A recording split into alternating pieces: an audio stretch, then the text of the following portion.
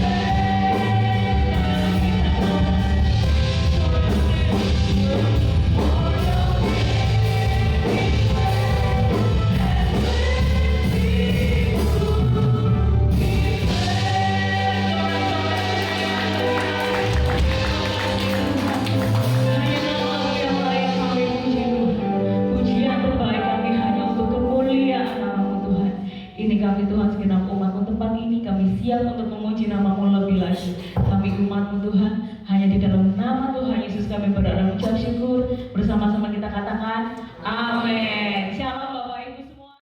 Terimalah kami Tuhan segenap persembahan kami sebagai persembahan yang hidup, yang kudus dan berkenan di hadapan-Mu. Dengan pujian, dengan persembahan syukur, ini tiba saatnya kami akan mendengarkan firman-Mu. Layakkan kami untuk kami siap menerima firman-Mu. Urapi hamba-Mu Roh Kudus untuk menyampaikan firman-Mu. Engkau berkarya buat kami melalui firman-Mu, Engkau bentuk kami, Engkau kuatkan kami Tuhan. Kami buka hati kami siap menerima firman-Mu Tuhan. Di dalam nama Tuhan Yesus Kristus, kami mengucap syukur dan berdoa. Haleluya. Amin. Shalom. Puji Tuhan Bapak Ibu Saudara yang kasih dalam Tuhan. Kita bersyukur kita bisa ketemu lagi dengan kesehatan yang Tuhan berikan, sehingga kita bisa beribadah di tempat ini dengan luar biasa. Kita sudah masuki di bulan November, dan bulan depan kita akan mengakhiri tahun 2025, yaitu kita memperingati Natal. Nggak terasa kita sudah 1 tahun akan habis di tahun 2025. adakah perubahan di dalam kehidupan kita? Semakin tahun, terutama iman kita, kepercayaan kita, hubungan kita dengan Tuhan. Apakah pancet seperti ini? Nggak ada perubahan? Atau semakin turun, nggak ada gairah? Sebab saat ini semakin hari, semakin akhir zaman, kedatangan Tuhan semakin dekat, dan Tuhan pasti datang. Dan bagi yang ketinggalan, itu nanti akan mengalami kesusahan yang luar biasa, yaitu akan menghadapi antikris dengan penyiksaan yang luar biasa. Yang tertinggal apakah orang Kristen atau di luar Kristen? Dua-duanya. Orang Kristen sih nggak percaya sama Tuhan. Orang Kristen yang ragu-ragu, orang Kristen yang nggak sungguh-sungguh, apalagi orang di luar Tuhan. Ya ini zamannya sudah kita ditampi, dipilih, diayak jadi orang Kristen itu. Melalui apa? Melalui kesulitan kita, masalah kita, cobaan kita, tantangan kita. Kalau kita nggak ada perubahan, tetap kita seperti ini, kita nanti sadar nggak kita terangkat nggak? Atau nama kita masih ditulis nggak dalam buku kehidupan itu? Atau nama kita sudah dicoret karena ulah kita, tingkah laku kita, perbuatan kita yang tidak menyenangkan Tuhan, yang tidak menyukakan Tuhan. Karena kita beribadah sekedar ibadah, kita melayani sekedar melayani. Atau iman kita sudah mulai luntur, iman kita sudah mulai hilang, kepercayaan kita sama Tuhan sudah mulai hilang. Ibadah kita hanya sudah rutinitas yang kita lakukan. Mari di saat menjelang kedatangan Tuhan kita tingkatkan iman kita. Oke, firman Tuhan pada pagi hari ini berjudul slide, iman jaminan segalanya. Ya, iman jaminan segalanya. Itu ayatnya di Ibrani 11 ayat 6. Saya bacakan. Tetapi tanpa iman tidak mungkin orang berkenan kepada Allah. Ini yang kita pegang lebih dulu. Ini yang kita baca lebih dulu. Ini yang kita hayati lebih dahulu. Tanpa iman kita nggak berkenan kepada Allah. Ibadah kita, pelayanan kita, persembahan, persepuluhan, syukur kita nggak berkenan. Saudara duduk di sini pagi-pagi udah bangun, udah siap, udah sarapan, sampai di sini, tahu-taunya nggak berkenan sama Tuhan, nggak direken sama Tuhan. Seneng nggak? Apalagi ditulis dalam buku ayat, malah dicoret. Nah ini yang harus kita tingkatkan di saat akhir-akhir zaman. Bagaimana iman kita sama Tuhan itu? Gak usah lihat tetangga kiri kanan, gak usah lihat kita diri sendiri, gak usah koreksi orang, nilai orang. Jangan nilai diri kita sendiri. Satu keluarga pun bisa, semua bisa dipanggil atau semuanya gak dipanggil, atau salah satunya. Makanya dalam ladang itu bisa orang satu dipanggil atau enggak. Dalam kamar itu suami istri bisa satunya dipanggil, satunya enggak. Sampai dipanggil suami atau istri. Enggak bisa jaga, no. Tergantung iman pribadi kita masing-masing saat ini. Tanpa iman tidak mungkin orang berkenan kepada Allah. Ini firman Tuhan. Bukan saya yang mengatakan, saya yang baca. Ini sudah akhir zaman Bapak Ibu. Biarlah kita ibadah kita bukan sekedar rutinitas, bukan biasa saja. Kita lakukan dengan sungguh-sungguh. Tanpa iman orang tidak mungkin. Sebab barang siapa berpaling kepada Allah, ia harus percaya bahwa Allah ada dan bahwa Allah memberi upah kepada orang yang sungguh-sungguh mencari Dia. Jadi iman itu sungguh-sungguh mencari Tuhan. Ibadahnya sungguh-sungguh, pelayanannya sungguh-sungguh, ibadahnya sungguh-sungguh, persembahannya juga sungguh-sungguh. Bukan sekedar, bukan asal-asalan. Sama saudara kerja di sekuler lah. Saudara kalau kerja nggak sungguh-sungguh dinilai sama bosmu layak nggak? Ditambahi gajinya nggak? Dipecat iya. Apalagi sekarang kerja ada target. Memenuhi target enggak? Wis gak memenuhi target, nggak menyukakan bosnya, ya dikeluarkan. Sama. Anda bukti bahwa sekarang ini itu. Yang saat ini dalam rohani pun kita alami seperti itu. Jadi kita harus sungguh-sungguh mencari Tuhan. Serius Tuhan. Apa iman jaminan segalanya itu? Oke, kita akan lihat slide berikutnya. Yang pertama, iman adalah kunci utama. Iman itu kunci utama. Kenapa kunci utama? Karena iman itu merupakan dasar kekristenan, dasar orang percaya, dasar semuanya. Kalau di Indonesia punya dasar namanya Pancasila. Kalau gedung ini punya dasar namanya fondasi. Pertanyaan saya, fondasi perlu nggak? Fondasi menunjukkan kekuatan bangunan ini. Kalau fondasinya hanya setengah meter atau tidak digali, nggak ada artinya. Sama dengan iman kita, seberapa dalam iman kita, seberapa dalam kita mengerti Tuhan, memahami. Seperti Jumat kemarin saya katakan, seberapa dalam kita mengerti, memahami Allah itu. Itulah nanti fondasi kita di situ. Iman kita bicara di situ. Iman itu landasan utama membangun hubungan yang berkenan kepada Allah. Saudara, hubungan itu bisa berkenan, bisa tidak, sama dengan suami istri. Kenapa bisa cerai? Karena gak berkenan. Kenapa sahabat bisa putus? Karena gak berkenan. Kenapa pacar bisa putus? Karena gak berkenan. Siapa gak berkenan? Mesti cowok, mesti cewek. Sama dengan kita dengan Tuhan. Tuhan sudah melakukan semuanya buat kita. Dia tunjukkan kasihnya, cintanya, kesetiaannya, kerelaannya, pengorbanannya buat kita. Ya. Dasar itu harus kuat. Seperti yang dikatakan dalam Lukas pasal 6 ayat 8. Ya, coba dibuka ayatnya. Lukas pasal 6 ayat 48. Ya. Ia sama dengan seorang yang mendirikan rumah. Orang itu menggali dalam-dalam, ini yang benar, dan letak dasarnya di atas batu. Ketika datang air dan banjir melanda rumah itu tidak dapat digoyahkan karena rumah itu kokoh dibangun. Iman itu harus kokoh, iman itu harus kuat. Ojo melok-melokan, ojo ikut-ikutan, ojo gampang iri, ojo gampang berdoa kata Om Ben kemarin. Iman itu harus seperti itu. Gak usah terpengaruh dengan yang lainnya. Temannya malas nang gereja, ya malas nang gereja.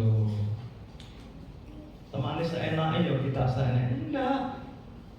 Iman itu diri kita sendiri, fondasi kita bangun dasar itu yang kuat, yang kokoh. Kenapa? Orang Kristen saat ini cobaannya akeh, masalahnya akeh, persoalannya akeh, godaannya akeh, ujiannya akeh. Dan itu besar semua. Ya kayak amin tadi loh, mengembus. Kalau dasar kaki saya nggak kuat, sebagai fondasi saya berdiri, saya kena angin ya saya goyah, bisa ambruk. Karena dasar kaki saya kuat, kuda saya kuat, angin bagaimanapun bisa kuat. Sama dengan iman. Iman itu perlu sebagai hubungan kita dengan Tuhan. Hubungan apa? Hubungan fondasi dengan gedung itu, dengan bangunan selanjutnya. Sama dengan iman. Hubungan apa? Hubungan saudara dengan Tuhan. Fondasi saya saudara kuat. Selanjutnya kehidupanmu itu membangun kehidupan selanjutnya. Seperti gedung ini loh. Selanjutnya tembok-tembok itu bagaimana dibangun? Sama dengan iman. Kalau iman kuat, semuanya akan dibangun. Kehidupan kita dibangun, berkat kita dibangun, rumah tangga kita dibangun. Tentunya dibangun dengan yang baik. Dan hubungan itu jangan ragu-ragu. Mazmur, tolong dibuka. Mazmur 26 ayat yang ke-1. Mazmur 26 ayat yang ke-1. Dari Daud, berilah keadilan kepadaku ya Tuhan. Sebab aku telah hidup dalam ketulusan. Kepada Tuhan aku percaya dengan tidak ragu-ragu. Daud luar biasa. Dia diburu Goliat yang diburu Saul yang gak ragu-ragu. Dia ngalahin Goliat dia gak ragu-ragu. Pasti aku menang, walaupun Goliat gede aku menang. Karena hubungannya yakin. Karena fondasinya kuat. Kekristenan itu kita bisa kuat menghadapi masalah. Itu tergantung hubungan kita dengan Tuhan. Kalau hubungan kita kuat, kita siap menghadapi masalah, kita kuat menghadapi masalah segede apapun masalahnya. Tapi kalau hubungan kita sama Tuhan gak kuat, mek seminggu pisan tok nang gereja, maca Alkitab cuma seminggu pisan, di rumah ngapain? Sibuk nonton TV, main HP, merumpi, lihat TikTok, apa meneh? Bagaimana bisa kuat? Bagaimana bisa dibangun dengan baik, dengan kokoh tembok itu? Nggak akan bisa. Nah ini kadang-kadang aneh juga sebagai orang Kristen saat ini, minta serba enak, minta kuat, minta rezeki, minta sehat, minta Tuhan nolong, tapi hubungannya sama Tuhan saya ragu-ragu. Seperti ambekan tuh senang kumis, kadang iya, kadang enggak. Akhirnya enggak serius sih sama serius. Ini tanda akhir zaman. Jangan ragu-ragu. Iman karena kunci dasar itu. Enggak boleh ragu-ragu. Harus yakin. Ya. Yang kedua, ya, memiliki keyakinan yang double. Yang kedua, iman itu memiliki keyakinan yang double.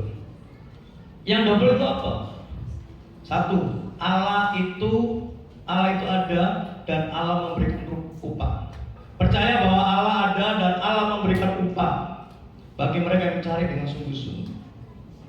Bapak Ibu, Allah itu nyata. Memang nggak ketok, nangdi nggak ketok, tapi ada. Saudara ingin bukti? Saudara pernah tahu angin? Nggak tahu, tapi terasa nggak? Hadirat Tuhan seperti itu. Kalau saudara merasa bisa menangis, bisa terenyuh, itulah hadirat Tuhan. Itu nyata bahwa Allah itu ada. Makanya jangan main-main kalau ibadah. Allah itu nyata. Bukan guyonan, bukan cerita, bukan dongeng, enggak. Dia ada. Nah ini seringkali kita nggak menyadari bahwa Allah itu ada. Permisi saya ngomong sih, nggak ibadah seenaknya, teko sekedarnya, pelayanan saenake, saonoke wis. Kadang-kadang persiapan nggak ono, wis pokoknya maju aja. Sehingga nggak merasakan hadirat Tuhan, nggak merasa kedatangan Allah, sehingga dia merasakan dirinya Allah itu nggak ono, Allah itu nggak ada. Karena dia merasa Allah nggak ada, sehingga dia berbuat seenaknya sendiri, semaunya sendiri. Terserah aku nyukir Allah, aku berbuat ini, nggak takut dosa. Sing berzina tetap berzina, sing korupsi tetap korupsi, yang selingkuh tetap selingkuh, sing bohong tetap bohong, sing sakit hati tetap sakit hati. Karena dia nggak merasa bahwa Allah itu ada. Dan ini mulai terjadi di saat akhir zaman. Iman itu dasar, keyakinan kita double. Allah itu ada dan dia siap memberi upah bagi yang mencari dia dengan sungguh-sungguh. Jangan apa sungguh-sungguh, matos Gusti, atau jangan pura-pura, atau serius cari Tuhan, melayani dengan serius. Ini mempengaruhi kehidupan kita, Bapak Ibu. Kan tadi iman segalanya mempengaruhi berkat kita, kesehatan kita, rumah tangga kita. Nah ini kita nggak sadar. Seperti ini kadang-kadang kita nggak sadar bahwa dia memberi upah pada Allah yang mencari sungguh-sungguh. Jadinya Allah akan memberikan upah. Ulangan pasal 4 ayat 29 saya tulis di situ, begini bunyi firman Tuhan. Dan baru di sana engkau mencari Tuhan Allahmu dan menemukannya, asal engkau menanyakan Dia dengan sungguh-sungguh, dengan segenap hatimu dan segenap jiwamu. Ini Ulangan 4:29. Ada asalnya kan, asal untuk menanyakan dengan segenap hatimu dan dengan segenap jiwamu. Mungkin kita dari sini blegere ono nang kene. Tubuhnya ono nang kene, Freddy ono nang kene. Tapi bagaimana dengan hati saya? Mikir orang ini. Bagaimana dengan jiwa saya? Bagaimana dengan pikiran saya? Kemana pikiran saya? Di sini atau di lain? Jiwa saya di mana? Wis nama hari kebaktian ayo sesuai khotbah ini. Lagi nang metu nang jalan-jalan nang makan. Kemana pikirannya? Lah ini terjadi. Makanya gak sungguh-sungguh. Asal engkau menanyakan dengan segenap hatimu dan dengan segenap jiwamu. Tanyakan Tuhan. Makanya di gereja ini kemarin saya bilang Allah itu hadir.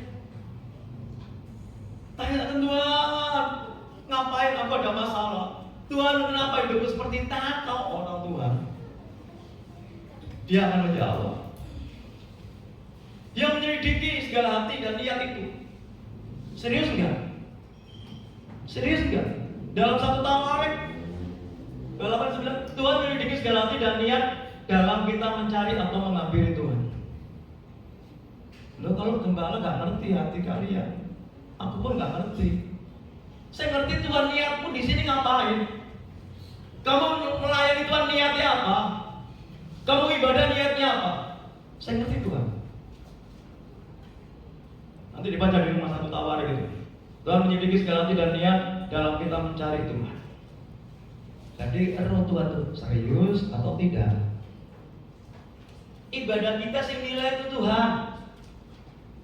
Pak Gembala hanya melihat, majelis hanya melihat. Kalau nggak datang mungkin ditelepon, kenapa nggak datang? Kan hanya itu. Tapi Tuhan melihat sampai dalam hati kita, keseriusan kita. Bapak Ibu sekali lagi, ini dasar itu, iman itu untuk seterusnya membangun itu loh. Membangun kehidupan seluruhnya dalam kehidupan kita. Dibangun asal-asalan atau dibangun sing apik?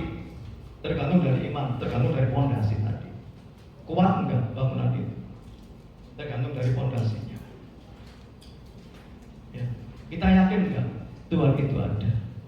Dan Tuhan sanggup memberikan upah. Tapi bukan sekedar upah. Apa yang dimaksud dengan upah itu? Yang ketiga. Ini yang ketiga. Upah bagi yang mencarinya. Upah itu di sini upah yang dijanjikan bukan sekedar materi, melainkan menemukan Allah itu sendiri sebagai sumbernya. Upahnya apa? Saudara bisa menemukan, tadi saya katakan tadi, Allah ada di sini. Memang gak ketok, kita merasakan hadirat Tuhan. Betapa enaknya ketemu sama Tuhan, sang sumber kehidupan, sumber segala-galanya, sumber kesehatan, sumber berkat, sumber kemenangan, sumber damai sejahtera, sumber hikmat. Apa sih kau butuh? Apa yang saudara minta? Dia sumber segalanya. Makanya kita mencari dia, kita temui dia. Apa enak? Tadi ngomong sama Didi tadi di warung. Di Pulau Sari itu ada air puli untuk buat kerupuk puli. Diciduk berapa kali nggak entah itu sumbernya. Ya kan? Kalau di Pulau Sari di atas di rumah Didi itu naik lagi itu ada api yang nggak pernah padam. Dikorek-korek dengan kayu keluar apinya. Sumur itu kalau sumbernya bagus keluar terus. Sumbernya, saudara, sebenarnya kita itu butuh sumbernya.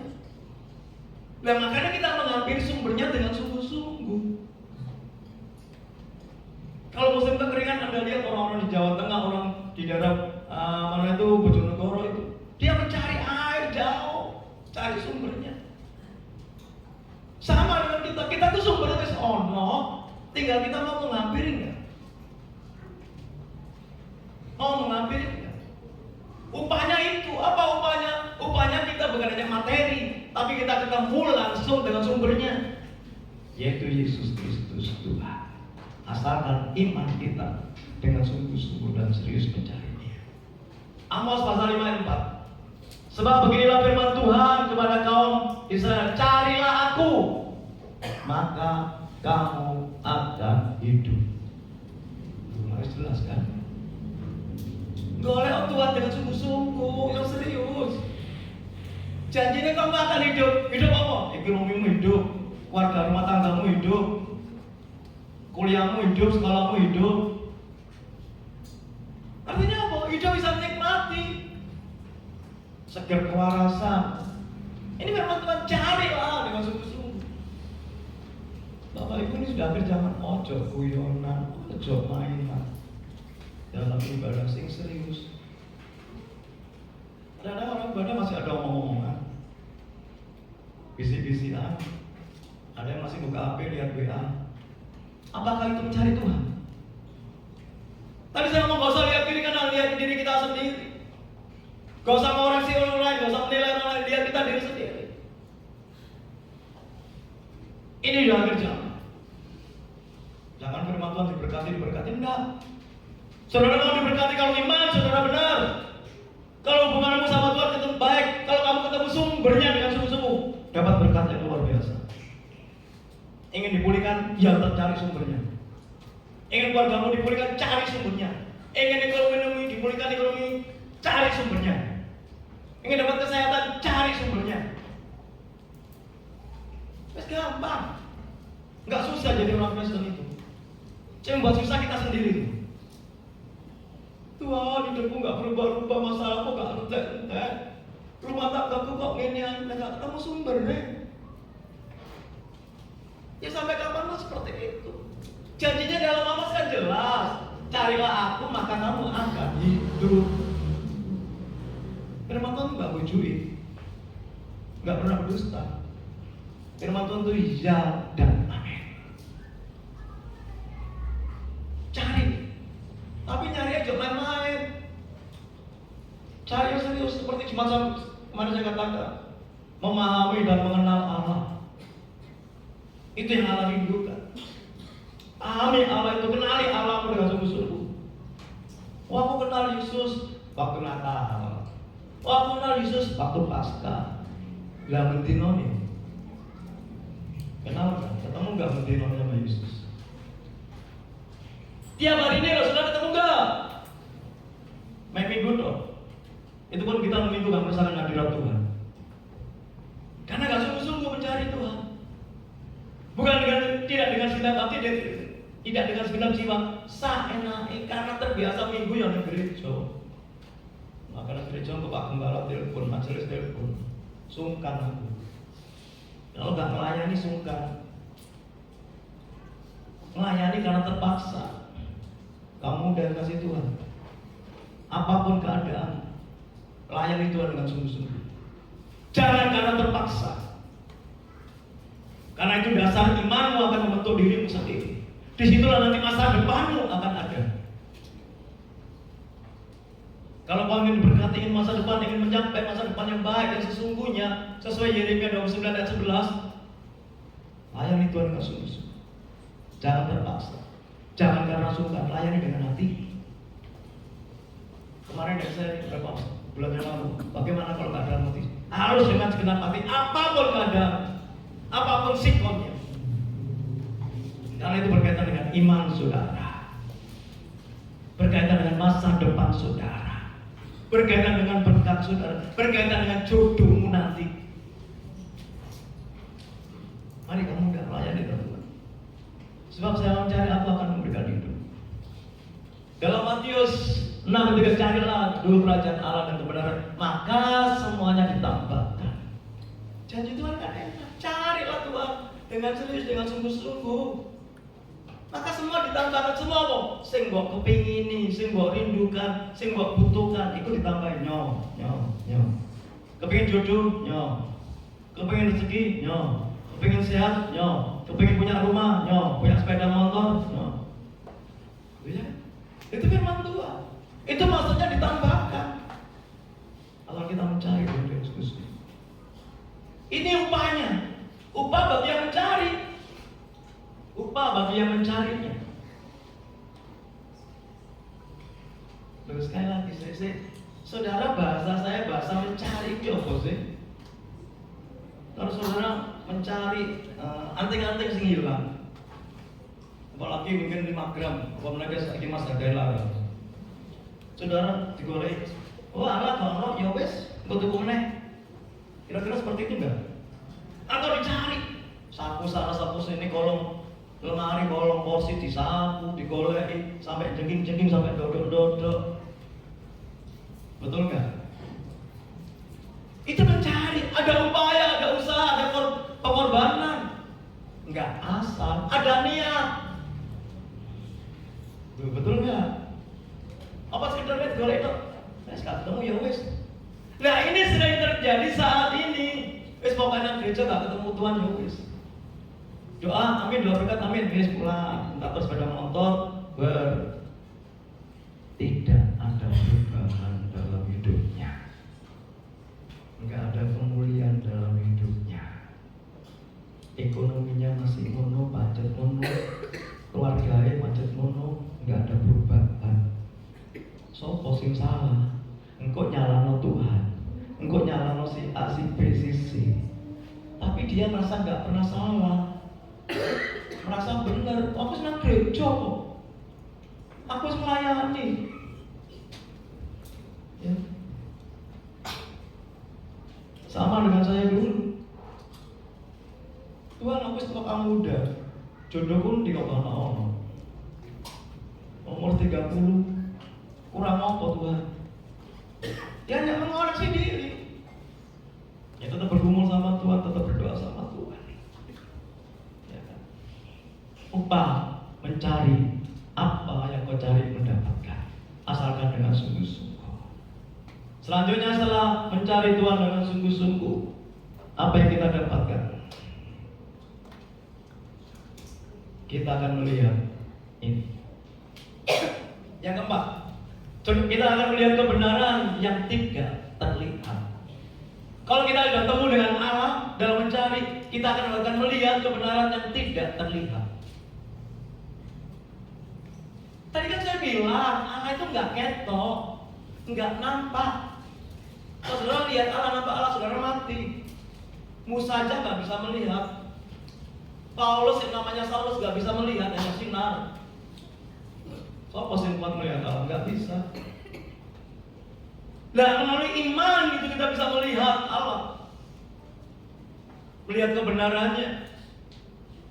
Ya kan? Iman memungkinkan kita untuk melihat dan memahami kebenaran ilahi yang tidak dapat dijangkau oleh indera jasmani. Gak bisa dengan panca indera, dengan mata jasmani gak bisa. Tadi saya ngomong seperti angin tadi. Kita merasakan, hadirat Tuhan merasakan, sentuhan Tuhan merasakan. Kenapa orang bisa berdoa sampai nangis? Merasakan hadirat Tuhan. Tapi yang benar langsung digawe-gawe. Tapi kalau merasakan hadirat Tuhan nikmat sekali. Nang hati sok seneng, damai sejahtera, sukacita, pulang itu ketawa senyum, bebannya hilang. Karena ketemu dengan hadirat Tuhan, ketemu dengan Allah, itu sumber itu. Karena nggak bisa lihat dengan mata jasmani, makanya iman itu melihat kebenaran yang tidak terlihat. Roma 11 ayat 33. Oh alangkah dalamnya kekayaan nikmat dan pengetahuan Allah. Sungguh tak tersidiki keputusan-keputusannya dan sungguh tak terselami jalan-jalannya. Gak bisa kita nyelami. Pakai iman kita bisa mengerti, bisa menyelami kehendak Allah. Kemarin Jumat lagi saya katakan, kita harus mengerti kehendak Allah saat ini, apa yang Tuhan mau dari kita. Yang Tuhan maunya kita bagaimana menyenangkan hati Tuhan. Nggak bisa. Makanya iman tanpa iman orang nggak berkenan kepada Allah. Orang bisa merasakan, bisa melihat kebenaran Allah dengan iman, bukan dengan akal, bukan dengan melayani, bukan dengan berdoa, tapi dengan iman. Yang mencari Tuhan dengan sungguh-sungguh, yang tidak main-main, itu yang akan mendapatkan melihat kebenaran itu. Sebab dalam Ibrani 11 ayat 3, karena iman kita mengerti apa yang akan terjadi nanti. Kita mengerti apa yang akan menimpa kita. Kita tahu iman. Makanya temanya tanpa iman itu segala-galanya buat kita. Oh, aku ingin mengerti kehendak Tuhan. Ya pakai iman.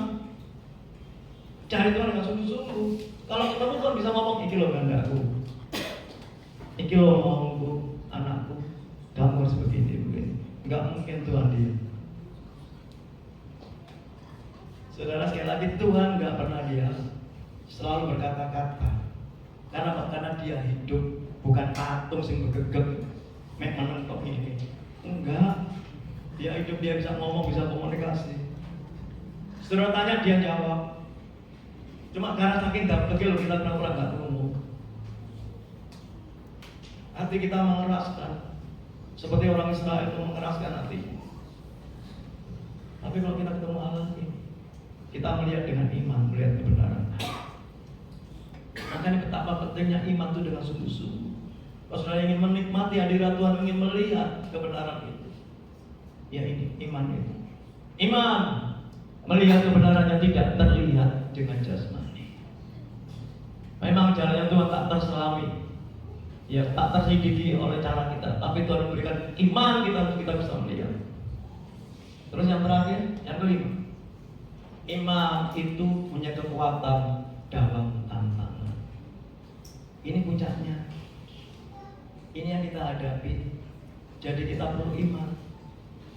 Ketika menghadapi kesulitan, keraguan, atau tantangan, ayat ini mengingatkan kita untuk mengandalkan iman kepada Yesus Kristus yang mampu memberikan kekuatan, jalan keluar, dan kebebasan serta kemenangan. Kan iman tadi segalanya. Dan akhirnya kalau kita mencari Tuhan dan punya iman, kita bisa mengatasi persoalan kita. Karena dia sumber tadi saya ngomong. Sumber. Keraguan saudara, tantangan, kesulitan apapun masalah, dia akan memberikan jalan keluar. Dia memberikan kebebasan dan memberikan kemenangan. Dia sumber kemenangan kita. Amin. Ini harus kita percaya. Iman. Tapi iman mencari Allah dengan sungguh-sungguh, bukan main-main. Sekali lagi bukan main-main. Sekarang zamannya nggak main-main lagi sama Tuhan. Ibadah itu. Dalam contoh Lukas 17 ayat 12, 10 orang kusta disembuhkan. 10 orang kusta datang pada Yesus, bodoh-bodoh datang, Tuhan. Yesus jawab, beliau tunjukkan kamu ke imam-imam. Dia melangkah karena iman, dia melangkah berjalan dan dia sembuh. Satu orang sing balik bersyukur, sing selama nggak balik. Itu orang Kristen kakek seperti ini. Jumat penuh kalau ada masalah, kalau ada masalah Jumatnya baru doa sembuh. Iman, orang 10 hanya ngomong, dengan iman dia percaya. Lukas pasal 7. Aku berkata padamu, iman sebesar ini tidak pernah aku jumpai sekalipun di antara orang Israel. Seorang perwira yang pembantunya sakit, dia datang kepada Yesus. Dia datang kepada sumbernya itu langsung, nemui sumbernya langsung. Yesus ini hambaku sakit. Yesus bilang, ya Tuhan, aku gak usah harus ngomong aja. Pasti aku sembuh. Karena aku juga pemimpin. Aku nyuruh anak buahku pasti mau. Karena engkau menyuruh pasti sembuh. Yesus bilang, aku berkata kepadamu, kata Yesus, iman sebesar ini tidak pernah aku jumpai sekalipun di antara orang Israel. Sekalipun di antara orang Israel. Sekalipun di antara orang Kristen. Iman seperti itu sulit. Apalagi di saat tantangannya banyak, cobaannya banyak, masalahnya banyak. Ragu-ragu kan? Mulai bimbang. Benar nggak Tuhan itu ada? Benar nggak Tuhan itu berkuasa? Maka iman itu double. Percaya Tuhan itu Allah dan Tuhan bisa memberi upah. Iman kita double seperti itu. Kenapa memberi upah? Kalau kita menemui Dia sebagai sumber, kita dapatkan semuanya. Ini janji Allah. Apa yang kita lakukan? Yang terakhir, kesimpulan. Iman adalah segalanya. Tanpa iman kita tidak mungkin berkenan menghadap Allah. Dengan iman kita bisa semakin dekat dengan Allah. Dengan iman kita mendapatkan hidup yang berkemenangan. Monggo Bapak Ibu, lakukan semua dengan iman. Ibadah dengan iman. Ingin masa depanmu sukses dengan iman. Ingin dipulihkan keluargamu, ibadah dengan iman, melayani dengan iman. 1 Korintus 2, apa yang tidak kita lihat, tidak kita dengar, Tuhan sediakan bagi kita. Bagi apa? Ingat ayatnya? Bagi orang yang mengasihi Dia. Bukan sekedar digendong, enak lah. Sifat tolong bukan Mbak, 1 Korintus 2:9. Benar nggak? 1 Korintus 2:9. 1 Korintus pasal 2 ayat 9. Tapi sebenarnya apa yang tidak pernah dilihat oleh mata dan tidak pernah didengar oleh telinga dan yang tidak pernah timbul dalam hati manusia, semua disediakan untuk mereka yang mengasihi Dia. Saudara datang di sini mengasihi Tuhan kan? Atau sesuka-suka kalian? Atau mengasihi gembalanya? Atau mengasihi ingin ketemu saudara di sini? Yang mengasihi Allah, itu yang akan ketemu dengan Allah. Itulah iman yang harus kita lakukan saat ini. Sekali lagi, tanpa iman kita nggak berkenan sama Allah. Timbulkan iman saudara. Yakin bahwa Allah itu ada dan Allah itu memberi upah kepada siapa yang mencarinya dengan sungguh-sungguh. Tidak akan dibiarkan orang itu mencari Allah dengan sungguh-sungguh. Karena Allah sumber dari segalanya itu. Dialah sumber itu sendiri. Kalau saudara mencari Tuhan seperti 1 Korintus ini, walaupun tidak kami pikirkan, nggak ada timbul dalam hati, ya kita harus yakin bahwa Allah sanggup. Kalau kita bertemu dengan sumbernya, karena bisa memberi pertolongan hanya Dia, nggak ada yang lain, hanya Yesus. Amin. Haleluya Yesus. Kita renungkan firman Tuhan sebelum kita masuk doa. Apapun kesulitan, ubah sikapmu, ubah cara pelayananmu, ubah cara ibadah kita. Lakukan semua dengan iman, bukan asal-asalan. Tuhan menilai, Tuhan melihat kita. Ya, kita tunduk kepala. Haleluya Yesus. Ya Allah masyarakat antara ya Allah. Ya Allah masyarakat para ya Allah masyarakat. Ya Allah masyarakat ya Allah masyarakat. Ya Allah masyarakat. Haleluya. Haleluya. Glory.